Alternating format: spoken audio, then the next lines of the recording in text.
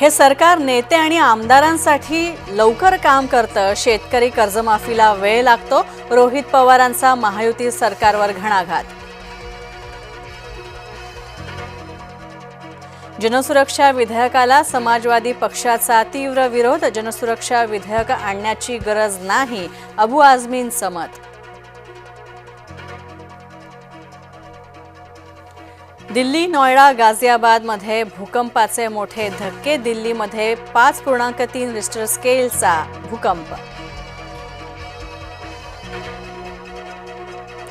हैदराबादमध्ये ईडीकडून 29 अभिनेते आणि सेलिब्रिटीजवर गुन्हे दाखल. प्रकाश राज, विजय देवळकोंडा तसंच राणा दग्गुबाती यांच्यासह मंजू लक्ष्मीवर गुन्हे नोंदले.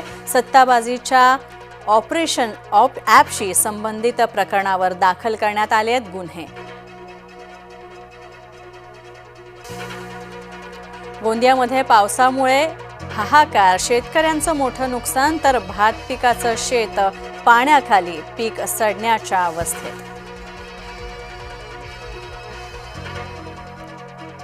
सहा महिन्यामध्ये पश्चिम विदर्भात 527 शेतकऱ्यांच्या आत्महत्या. यवतमाळ जिल्ह्यामध्ये सगळ्यात जास्त शेतकरी आत्महत्या घडल्या.